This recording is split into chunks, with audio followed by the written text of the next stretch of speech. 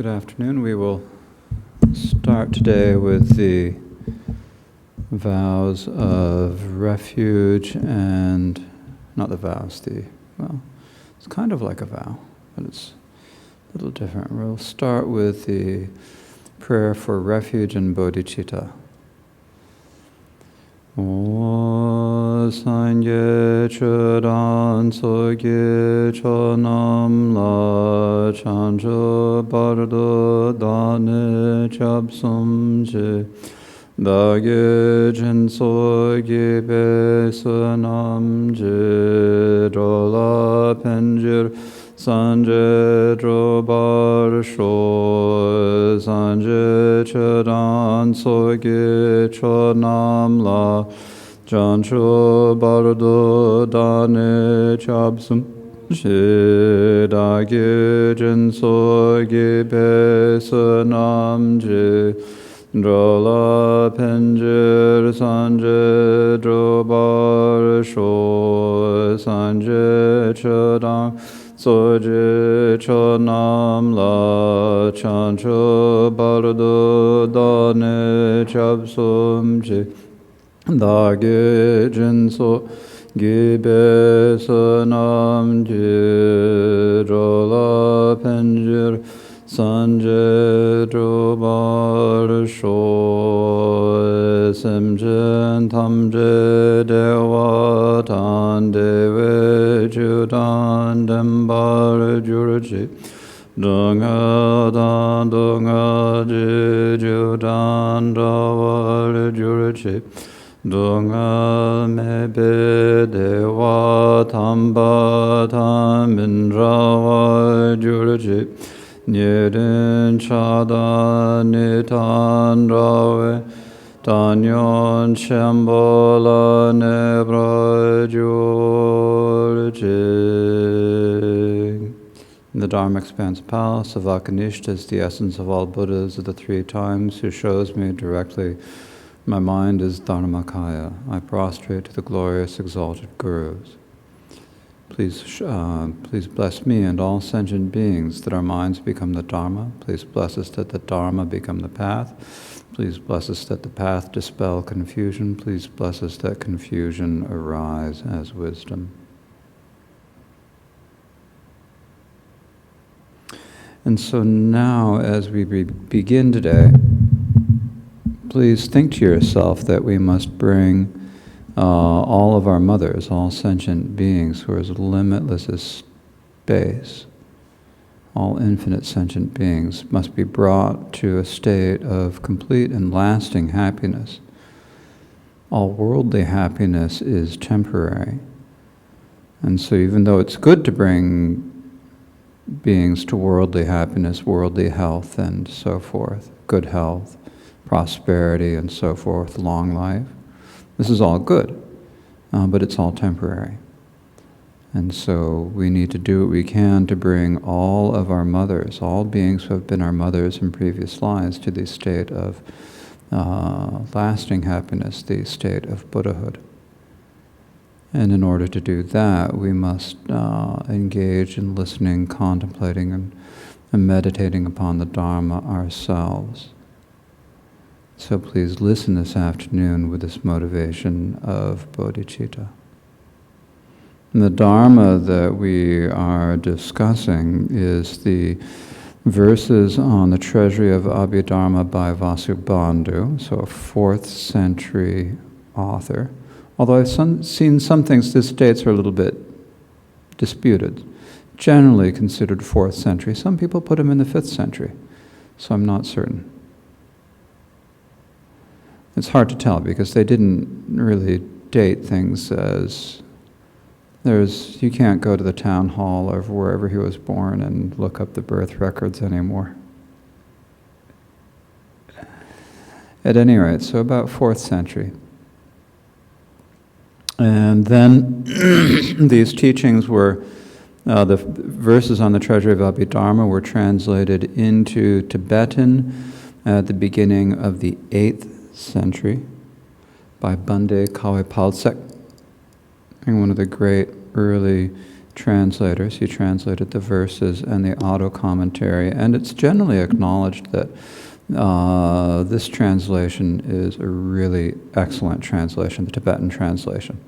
It's there are some translations you read it and you look at the Sanskrit, you look at the Tibetan, and you think, I'm not certain how they got that, but not this one. You look at it and say, okay, that's just a really good way to express that meaning in a different language. It's very clear and a very good translation. And so then the tradition was passed down in Tibet for a number of generations, and later in, I think maybe the 11th or 12th century, Chim Jampeang wrote a commentary on it that is translated as the ornament of Abhidharma. And this is kind of considered in Tibet to be like the gold standard of Tibetan commentaries. Then in the first half of the 16th century, the 8th Karmapa Wangchuk Dorje wrote a number of commentaries on the great philosophical texts, including one on the Treasury of Abhidharma. So he takes a lot of the things. It's actually one of the interesting things about the Abhidharma is that when you look at the Abhidharma commentaries in Tibetan, it's different than with the with a lot of other with the Prajnaparamita commentaries, or the Madhyama commentaries, where you sometimes you might look at the teachings of different schools and wonder how they got such diagonally opposite interpretations of the same verses. You don't see that as much with the Abhidharma. Now, there are some disputes among Tibetan masters, and Wangchuk Dorje, as in all of his commentaries, is very good at bringing them out. So his commentary is voluminous. But it's very long, so then the Ninth Karmapa Wangchuk Dorje wrote the commentary Youthful play on it that we are discussing now. So this is just kind of to remind you, I've mentioned a lot of this in kind of slightly different ways in other teachings, but the point about this commentary is that, we have a commentary from the Tibetan tradition that is kind of shorter than most. It's a little bit briefer. Some points you might wish it was a little bit more detailed, but actually it's really getting the basic ideas across in a fairly concise way. So it's about the third of the length of Vasubandhu's own auto-commentary, so it's just easier for people to get into. So this is why it's a good text for beginners to look at. With the Vasubandhu's auto-commentary published in English, it's published in, there are two different, it's translated by a Belgian scholar. The auto-commentary is translated by an early 20th century Belgian scholar named Louis de la Vallée-Poussin, and there are two translations of it into English, one that was done, I think, in the late 60s, unless I'm getting my decades wrong, by a scholar named Leo Pruden, and then again, about 10 years ago, by a bhikshu who lives in Nova Scotia named Lodar Sampo. So both of those English versions run into 4 volumes each. Although a lot of that's because they have a lot of extra material that actually makes it easier to understand what it's talking about. But here we have the Abhidharma presented in a single volume with some notes, but not as voluminous notes as some modern editions. So it's one that we can understand more easily or get a basic idea. Then if you wanted to go into depth there, you can look at the translations of the auto-commentary or of the ornament of Abhidharma. And so in our current study of this, we're looking at 2 chapters this year. We're looking at the 3rd and the 4th chapter, and so we've completed the 3rd chapter, and we're in the middle of the study of the 4th. And the 4th chapter, Teachings on Karma, has 3 main sections presenting how various worlds arise from karma, then the understanding of karma itself, and then finally a very short last section presenting the synonyms of dharmas as an overview. And so we're talking about the middle section, the understanding of karma, which has a short passage identifying karma, then a long passage on the presentation of karma according to the Great Exposition School, and then the third long portion passage, which is the understanding karma as it is presented in the sutras. So we are in the second of these sections talking about presenting karma as it's understood by the presentation of karma as given by the Great Exposition School. Within this, and one of the main aspects of this presentation is talking about the differences between perceptible and imperceptible karmas. So perceptible karmas are those actions of body and speech. Imperceptible karmas are like our vows or commitments that we make. So vows would be virtuous commitments, and then you have what we have wrong vows, which are unvirtuous or negative commitments, and then we have mid vows, which are kind of sort of in between. They could be either virtuous or unvirtuous, but they're for a limited time or a limited scope. So those are the mid vows.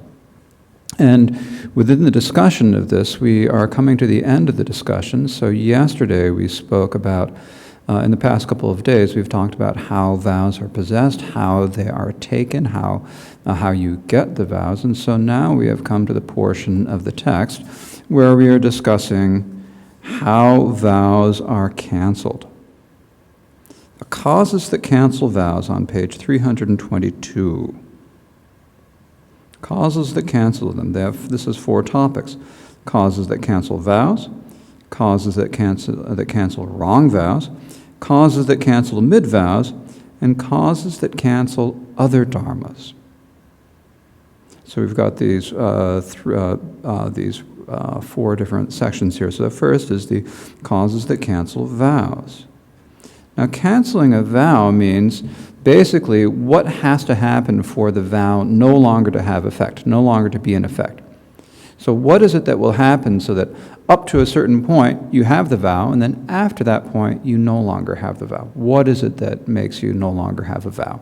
And so that is described here, first starting with vows. Now, the first thing to make clear is that what we're talking about is what cancels the imperceptible form of a vow.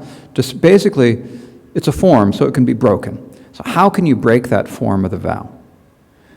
But it does not necessarily break the virtue that you have done already by holding the vow. So it's a different thing. It doesn't necessarily break the virtue. So it's important. You accumulate virtue keeping the vow, and then at some point the vow is canceled because you, for example, die. If dying canceled all the virtue of the vow, there'd be no ways that virtue would help you in future lifetimes. So it doesn't cancel the virtue, it just says that you're no longer bound by that vow. That vow itself has been canceled. It's like when you have a magazine subscription and the magazine subscription ends, then you get to keep the magazines, right? It just means you don't get new ones. Causes that cancel vows. This is 3 topics. Causes that cancel vows of individual liberation, causes that cancel vows of dhyana, and causes that cancel undefiled vows. Who gets magazines and subscriptions anymore? You subscribe to websites. And then you can't keep anything.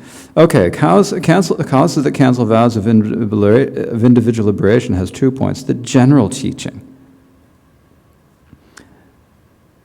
The individual liberation is canceled by returning vows or dying or to organs arising, severing the roots or passing the night.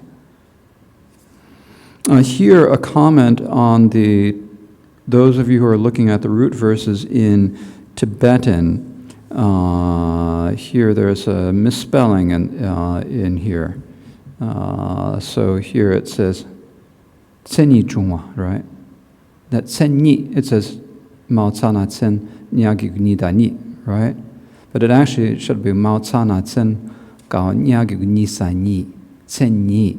So this is in this verse, and it's also where it appears a couple of verses later. It happens a few times in the root. It happens more times in the auto commentary. I noticed that this morning.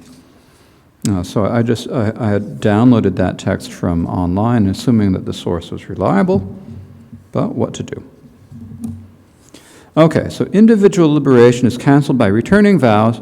Returning vows means basically saying, I can't keep this vow anymore. I'm not going to keep it anymore. Dying is self-explanatory. Two organs arising means that if you have been male, or, basically you are male or female if you have the vows, and then if suddenly you turn into a hermaphrodite, then the vow is canceled. Severing the roots means severing the roots of virtue. The roots of virtue means, basically, what this means in effect is that you develop a wrong view or extreme view. You think that there's no longer any karmic cause. You no longer believe in karmic cause and effect. You no longer believe in past and future lives, and because of this, you sever the roots of virtue. Or passing the night, this applies to the one-day-long fasting vows. So, with the exception of fasts, the vows of individual liberation are canceled by going in front of a cognizant person and resolutely returning the vows. So this means that, and this is, when you take the vows, for example, many of you hold the lay precepts.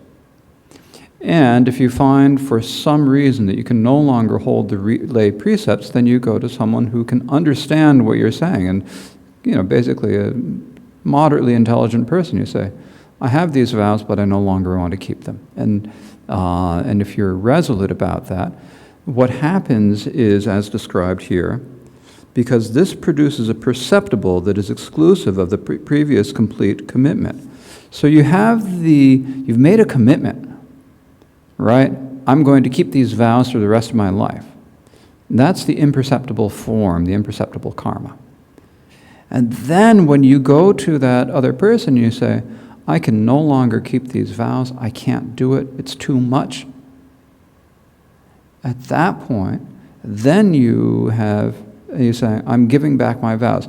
Now, sometimes people do this kind of in doubt, so you have to be careful when you talk about it. But if you say, I can't hold it anymore, I don't want to be considered a person holding the vows anymore, then you have given back the vows.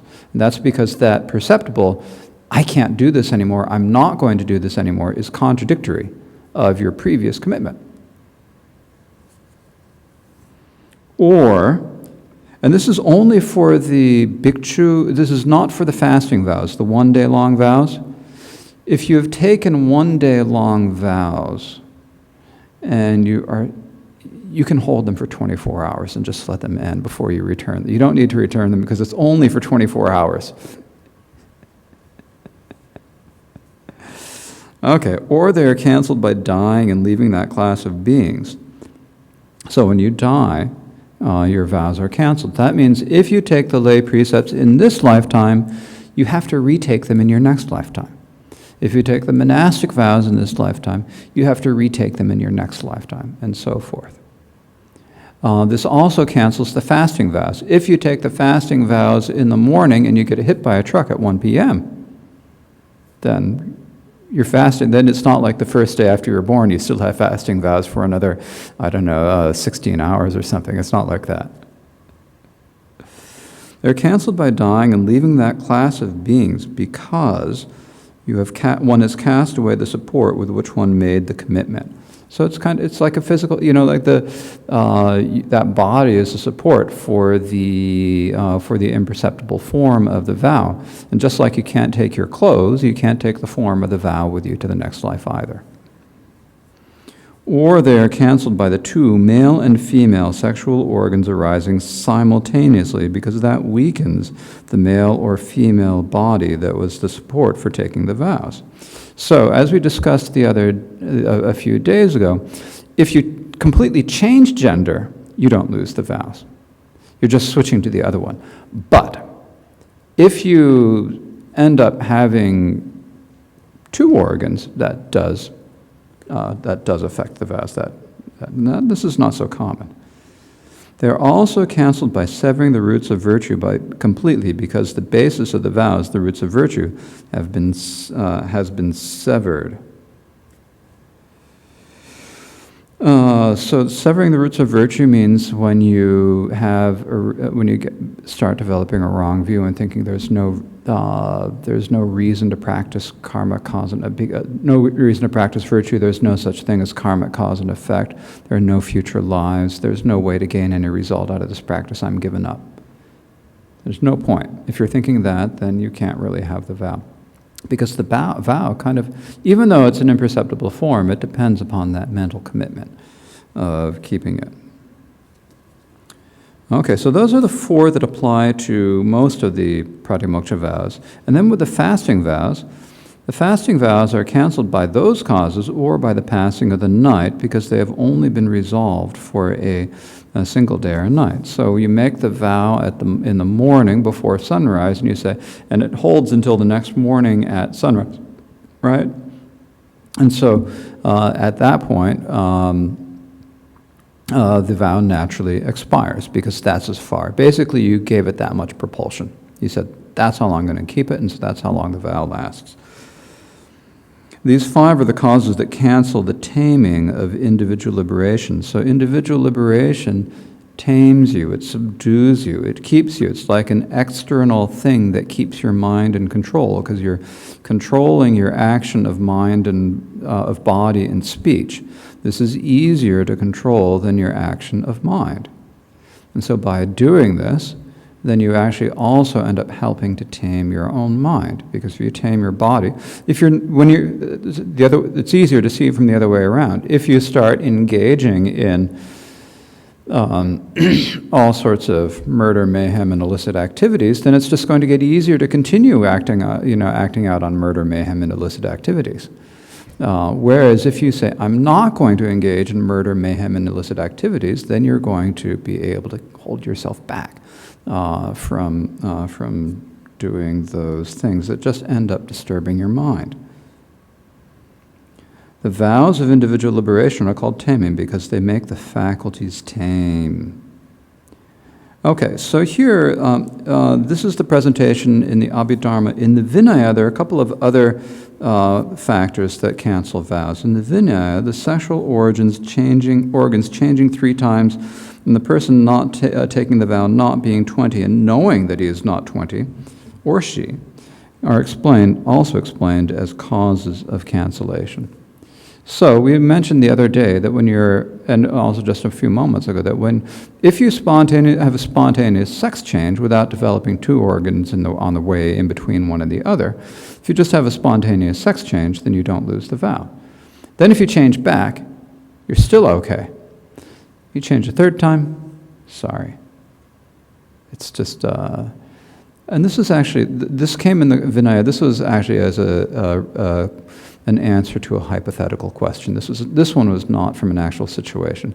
This was an answer to a hypothetical question. Most of the Vinaya is like these stories, and then after the end of the story about this thing happening, that happened at the time of the Buddha, and at the end of that thing, then the Buddha says, okay, I'm going to make this rule. But then there are the last 2 volumes of the Vinaya, which are where these monks go to Vinaya and say, well, what happens in this hypothetical situation? And so that's where this one comes from.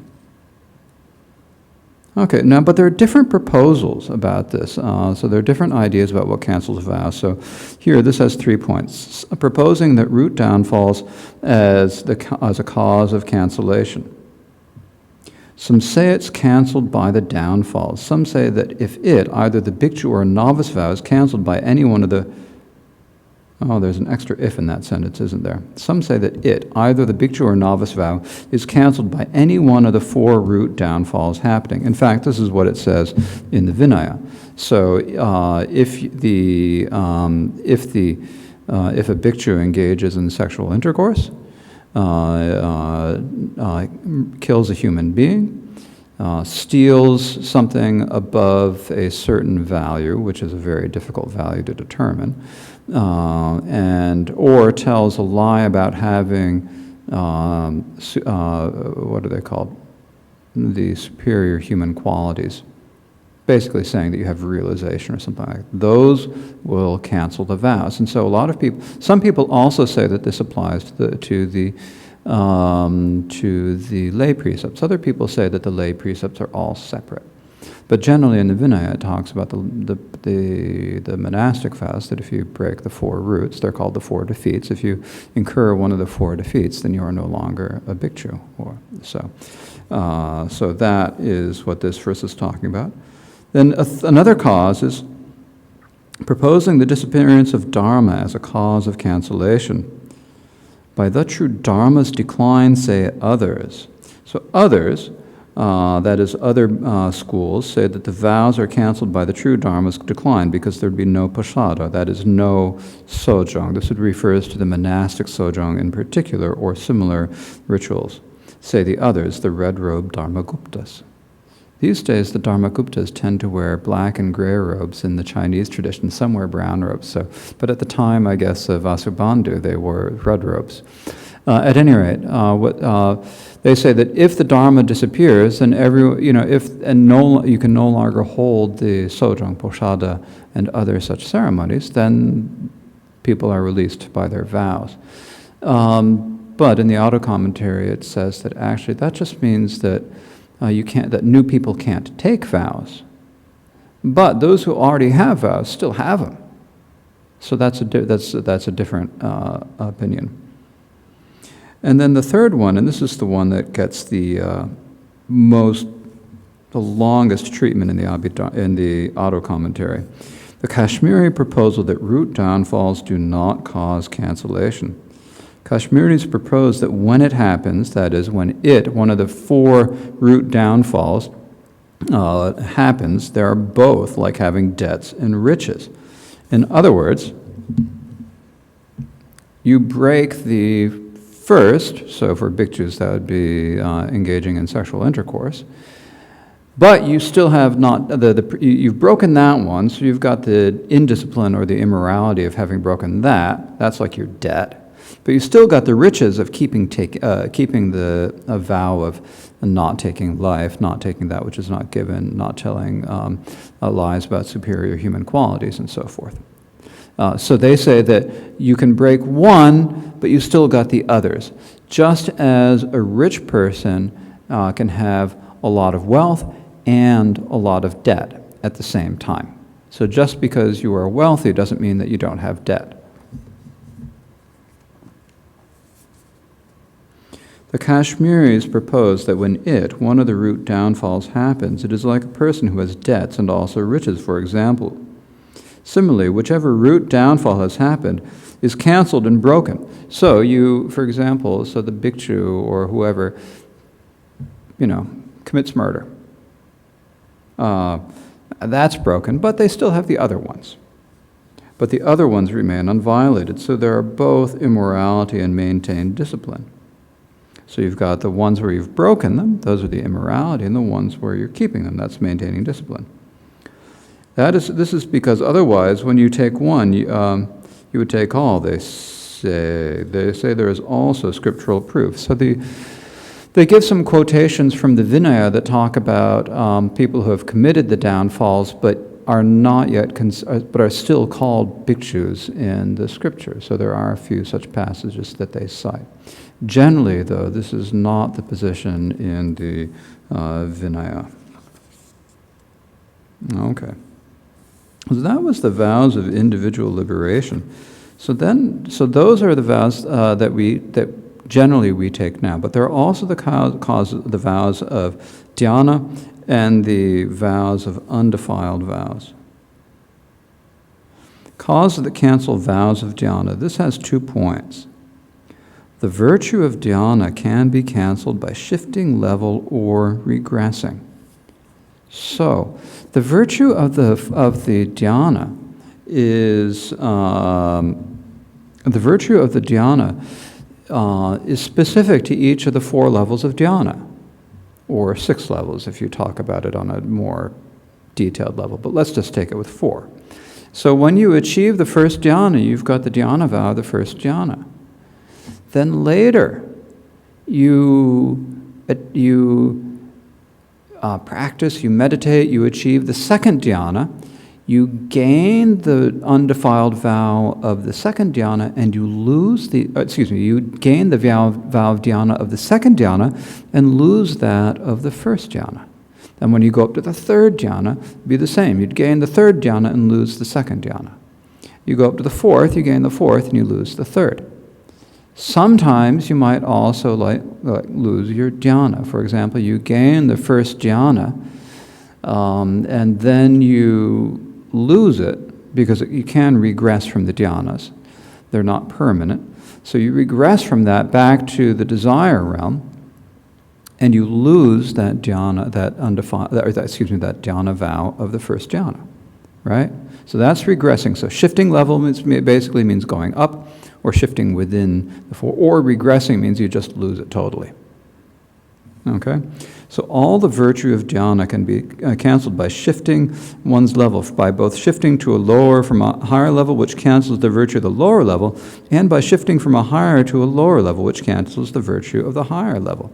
So sometimes when you're on a particular dhyana meditation, like if you're on the fourth dhyana and you've got some reason why you want to use your sensory faculties, then you have to go back down to the first dhyana to use your sensory faculties, just because they only operate in the first jhana, because that's the only level of jhana where you have consideration and examination. So you go back down temporarily to the first jhana for whatever reason. And then you, at the end of that, you can, so when you go back down, even if it's just temporarily, you kind of lose your fourth jhana, you go back down to first jhana. Then you can go back up if you've already done it. Now, if you've regressed, it's different. Or it can be canceled by regressing from absorption, which means that some sort of an affliction, lack of mindfulness or something arises and you lose the absorption and you no longer have the dhyana anymore. It is possible that the virtue of the preparations for both dhyana and the undefiled can be canceled by death. So when you're on the preparations for dhyana, so there are the 7 different levels of preparation for the dhyana, and you're on one of these 7, while you're on that vow, on that level, you have the vow of dhyana of that, but it's not as stable as if you were on the actual level of dhyana. So, if you're on that level, you haven't achieved the actual practice yet. So if you die then the vow of dhyana is canceled at that point as well. So the supplementary point here is the formless realm. Formless is same. So just as the virtue of the jhanas is canceled by shifting levels and regressing, the virtue of the formless is canceled like that too. Now the virtue of the formless is not a vow. It's not an imperceptible form. But there is virtue in that it is, is propelled by a virtuous mind states, virtuous mind and mental factors. So this is talking about the virtue of the mind and mental factors. The virtuous mind and mental factors of the level of form are canceled at that point. Now the next topic is causes that cancel undefiled vows. So noble by gaining a result, refining, or regressing. So refining and regressing are similar to what we spoke about with the jhana vows. Refining means going from like one result or one level to a better result, or a better level. We'll get to that. Gaining a result means like you're getting to the next level. And regressing means when you temporarily regress from a higher level to a lower level. The noble or undefiled vow is counseled by gaining a result or by refining faculties. So the way you get the noble vows is you achieve the level of realization. So first, you're on the preparations for the path of seeing, and then you see the truth of suffering of the desire realm, and then at that point you are what is called entering stream enterer. And then when you get to the 15th moment, then you are a stream enterer. So it's a very quick 15 moments to go through the 15 steps of meditation, then you get to that point. And you've gained the result of stream enterer. And so then that's when you gain that. So you have the vow of entering, and then you gain the result. So you gain the result of abiding in stream enterer. So this is just, that process is described in detail in the 6th chapter, so we won't go into it now. But basically it means that you're seeing the 16 characteristics of the 4 noble truths in all 3 realms over the course of 16 moments. Or by refining faculty. So refining faculty means that basically, although everyone who achieves the results, there are some who are brighter bulbs than others. Like when the Buddha, sitting under the Bodhi tree, achieved the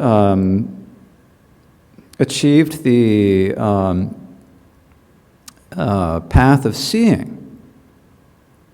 At that point under the Bodhi tree. Now he went through the whole path, or the paths of learning all in one night. So he achieved that, and he was really bright. So he had really sharp faculties because he was a bodhisattva who's going to become a Buddha. Then you have people like Chotapantaka, who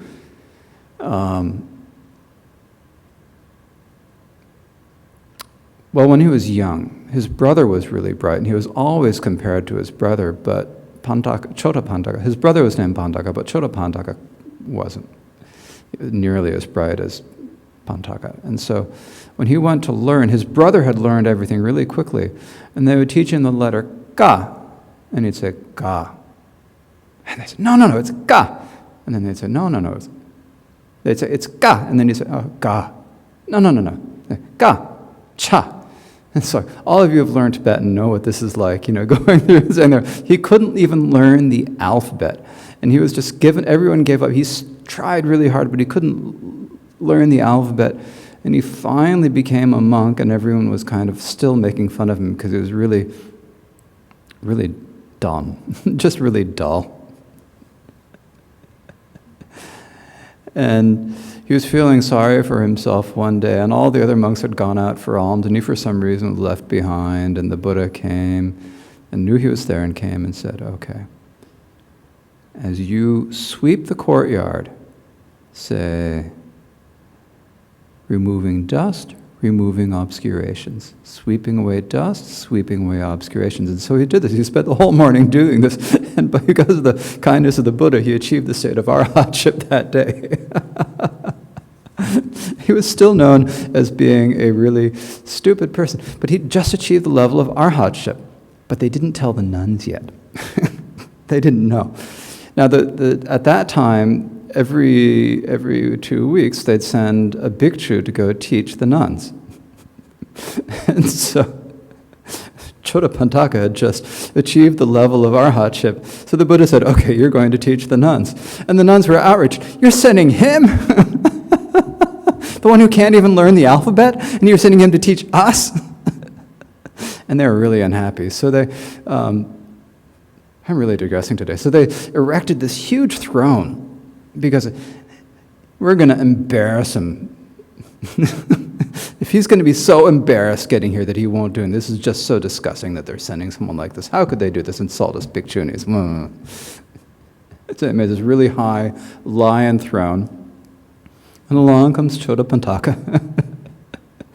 And he gets there and he sees the high throne and he sees everyone waiting. And then with the miracle of the elephant arm, he somehow got up onto the throne without anyone seeing him actually get onto the throne. They're all saying, wait a minute, how did he get there? Something's wrong. He was just there, now he's up there. And then he taught the Dharma and they realized, oh, okay.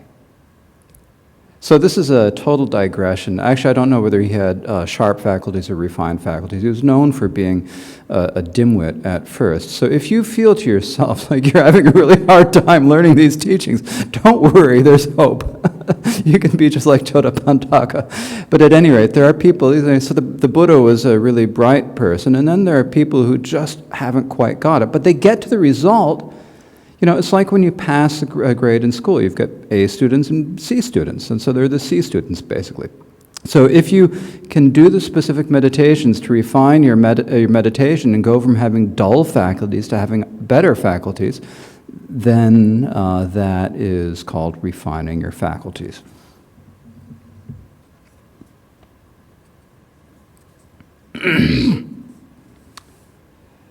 The first cancels those in the path of entering. The path of entering here means that for each of the four results, you have entering the result and then abiding in the result. So this would, when you achieve the result, when you start out, you begin the path of seeing, you're the entering stream enter, you get to the end of the path of seeing, you're abiding in the result. That cancels out the virtue of entering stream enter. Then when you start abandoning the discards of meditation at a certain point, you're called entering once returner. And then you get to another point when you've abandoned, I think, 5 out of the 9 sets of discards for the desire realm. Then you're called once returner. Or is it 6? We haven't studied this chapter. This is in another chapter. And so at that point, you achieve the result of once returner, and the undefiled vows of entering are canceled. Then you then at a certain point you are entering the path for non-returner. That is, you have discarded 7 or 8 of the 9 cycles, sets of 9, and then you eliminate all the 9th, and you're free of all the discards of the desire realm, and you become abiding in non-returner. And so those are the 2 sets of 4. Then when you get to the end, the end of the path, when you're discarding the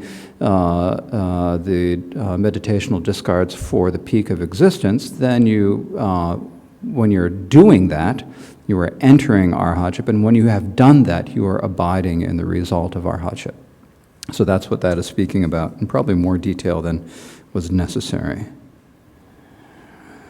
Causes that, and then some that are included in the 2 higher paths are also canceled by regressing. So it's possible for noble beings, not on stream enterer. Once you have seen the path of seeing, you've seen it, you're never going to regress from that result in any lifetime. But when you get to the level of non-returner or arhat, it's possible to regress. So what regressing means is that for non-returners and arhats who have duller faculties, it's possible that they'll get a little bit, their mindfulness will weaken.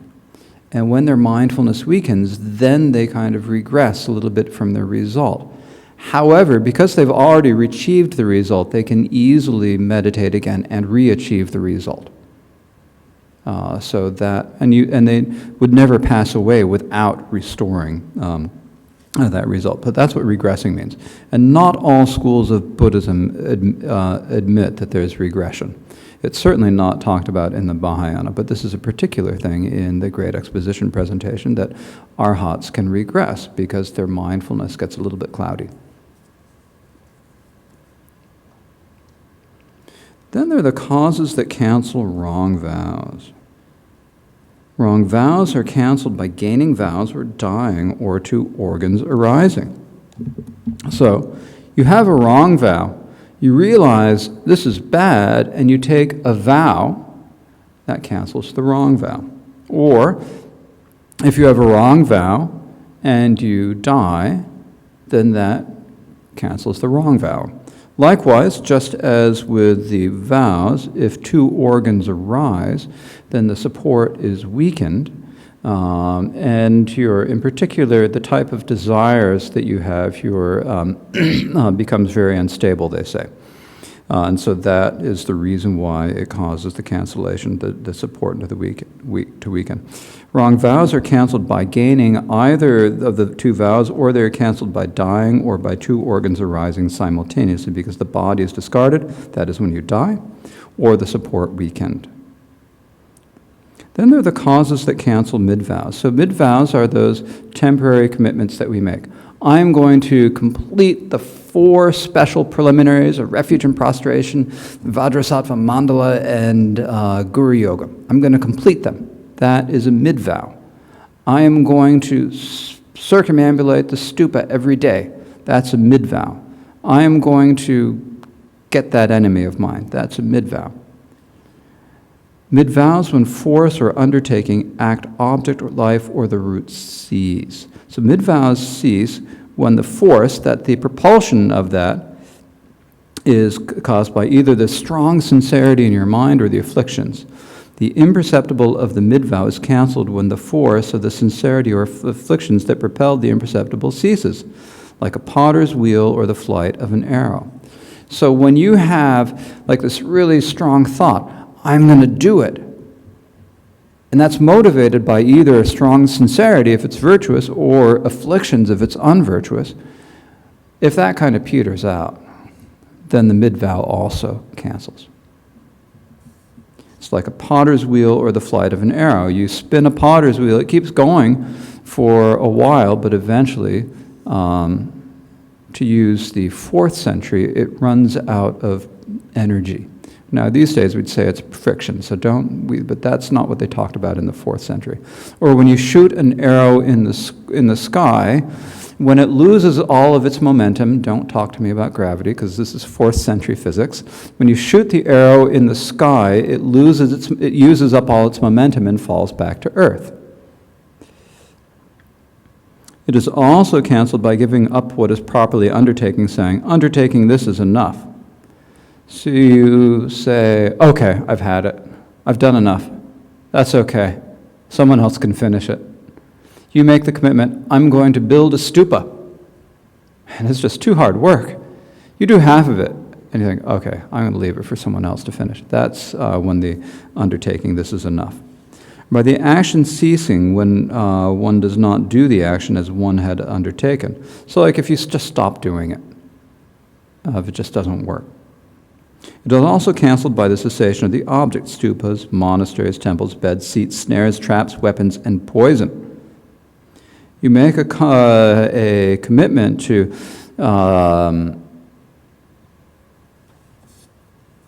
circumambulate the stupa every day for 30 days, and on day 15, the rampaging hordes come through and tear down the stupa. You can't do it anymore. And same with monasteries or temples or whatever.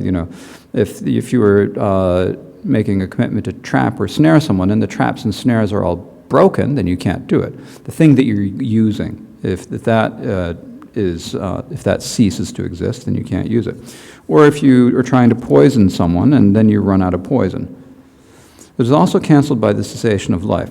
So if you make the commitment to circumambulate the stupa every day for 30 days and you die on day 21, it's over.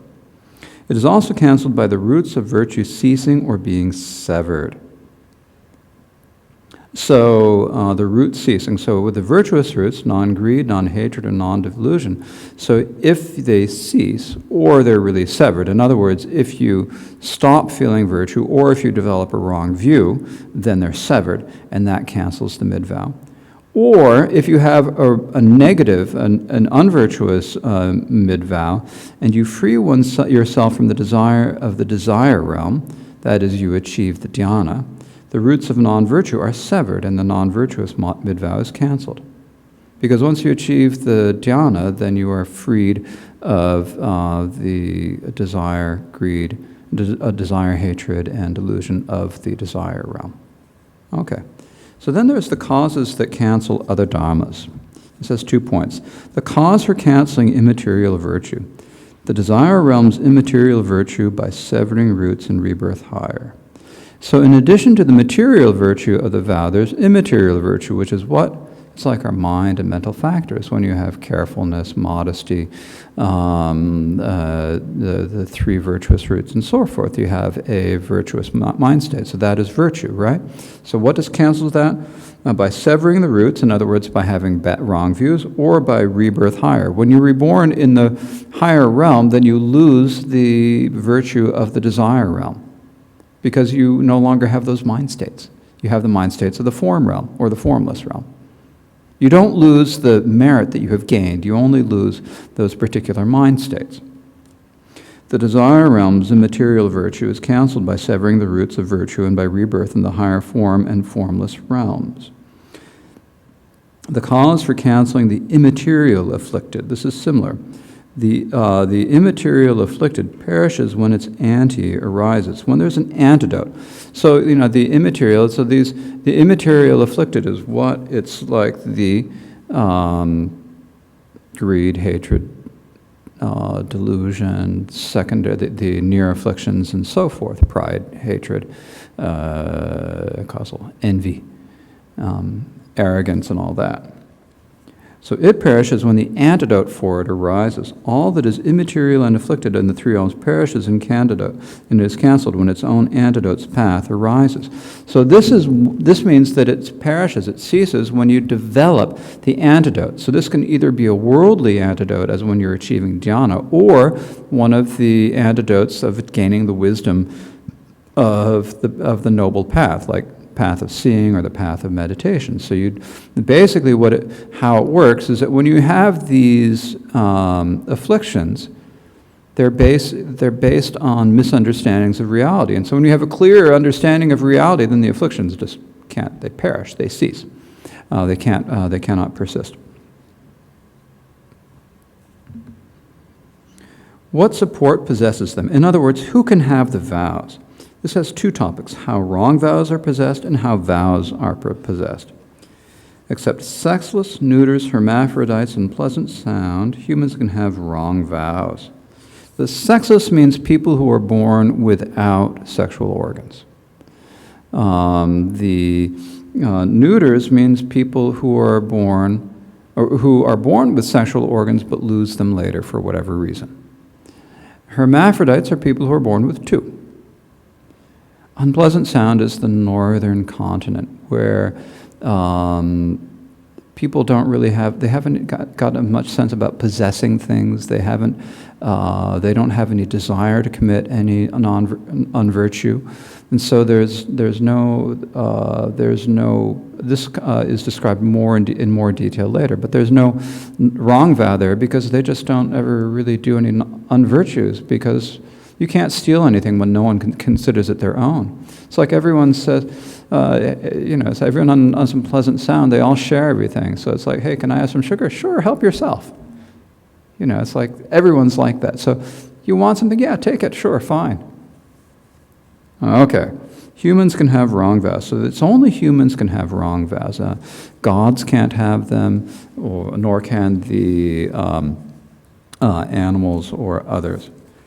Except for the sexless, neuters, hermaphrodites, and I've explained those, with two sexual organs, and those who live on unpleasant sound, humans can have wrong vows. So basically we're talking about humans in Rose Apple Land and this eastern continent and so forth. Animals can't do them because they just haven't got the capacity to feel any, they haven't the capacity to feel shame or modesty, and so as a result they don't have the opposite of that to such a degree as humans can either. How vows are possessed. This has two topics: the general overview and which support possesses which vow. The vows are similar, the gods as well. So the vows are similar means that the vows can be possessed by the same list of people: humans on the three continents, but not unpleasant sound, not sexless, neuters, hermaphrodites, basically. And the gods can also have vows. The vows are just like or similar to wrong vows. They can be possessed only by men and women of the three continents. So not only that, the gods can possess them as well. So the gods can have the vows of dhyana and the vows and the noble vows. Having the vows of individual liberation is a little bit different. It seems that they are not able to have them. Other wanderers, that is all the other people, cannot have them because their minds are unclear, since they cannot forbear the antidote of discrimination, because they have very little modesty and shame, or because they have the obscurations of full ripening. So this is giving in very brief what gets actually a very long passage in the auto commentary. And I probably won't go into too much detail here. The one thing is the issue is the sexless, neuters, and hermaphrodites. So the reason why they're said not to be able to hold vows is because they're thought to have unstable desire and very strong desire, sexual desire in particular. And so this is the reason given in these scriptures. Now, when people in these categories can follow the discipline of the vows. They can go through the ceremonies as if they were taking the vows. But because of their physical condition and the effects that has on the mind, in particular on the types of desire, then they're unable to actually have an actual vow. But they can still earn the same merit by good conduct. So it doesn't rise to the level of a vow, but it is still good merit. So if someone is in one of these positions, it's not like, oh, everything's hopeless. It's just that it's a different level. And the other thing is that when it talks about they cannot forbear the antidote of discrimination, it means that you have to have a certain sort of discrimination that is going to be able to really see through your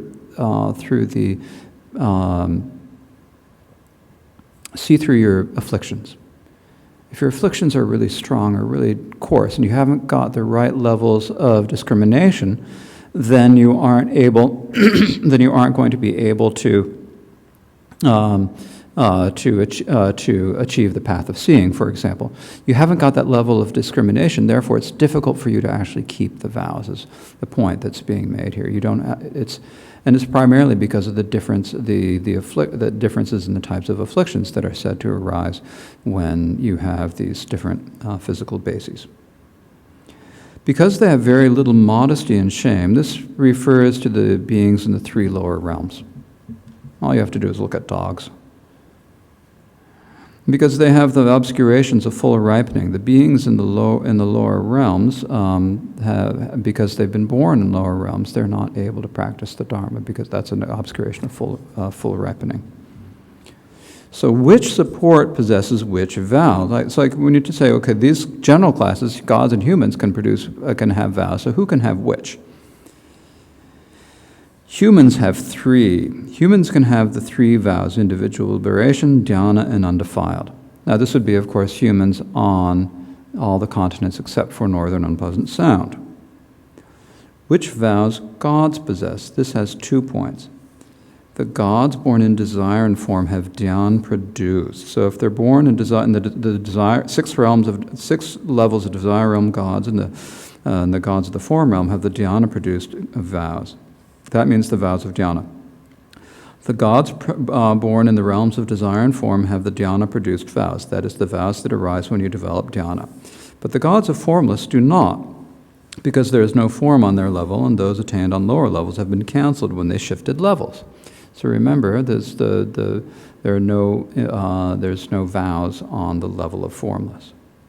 Then there's the undefiled vow. Except for beings in special dhyana and concept-free, they've undefiled in formless too. Undefiled vows can be possessed in desire. So, for example, when you achieve the path of seeing, as a human, you gain the undefiled vow of the stream enterer. Except for beings in the special dhyana level of great Brahma and beings born in conception-free, they, that is, gods born in desire and form, can have undefiled vows. So the gods can also achieve undefiled vows with 2 exceptions, or they can have undefiled vows with the 2 exceptions. Those 2 exceptions are the level of great Brahma and the conception-free absorption. So the conception-free absorption is just a type of absorption that noble beings do not practice because it is a dead end. You just don't do it. Noble beings won't do it. It's not going to lead to anything good. It's just going to lead to a long time staying in a blank state. The level of great Brahma is one of the 3 levels of the first Brahma, and it is in particular the result of practicing what's called the special dhyana. The special dhyana is a type of the first dhyana where they have the powers of analyzing, but not powers of considering. So it's kind of a neutral mind state.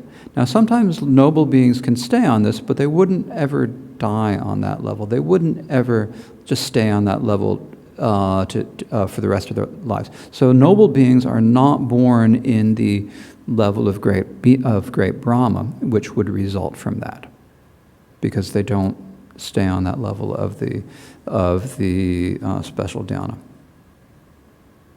Gods born in formless too can have them in terms of possession. So the undefiled vows are physical. They're the imperceptible form, so they're physical. However, they're not manifest in the formless realm because they are not part of any of the three realms.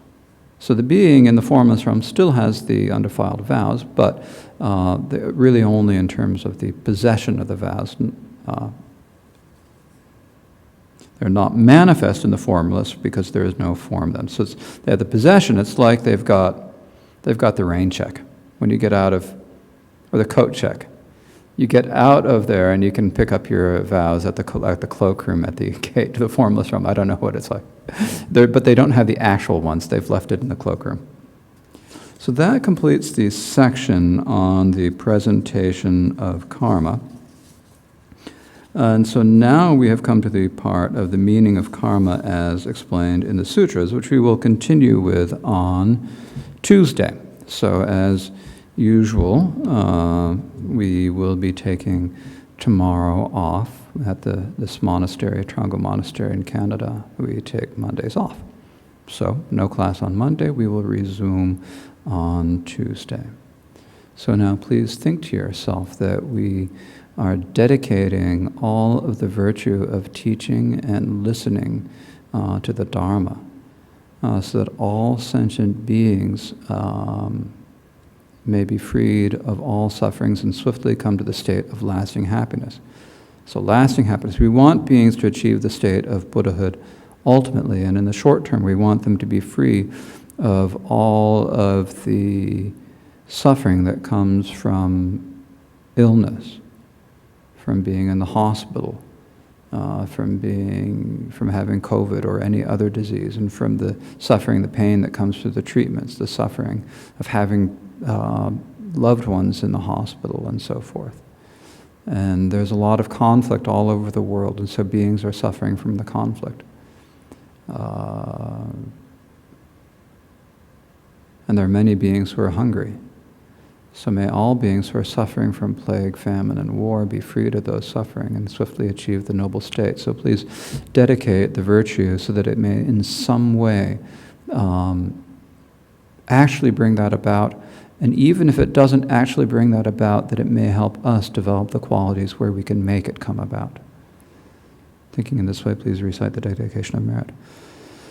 Osanam de tam je se bani tomne nye peranam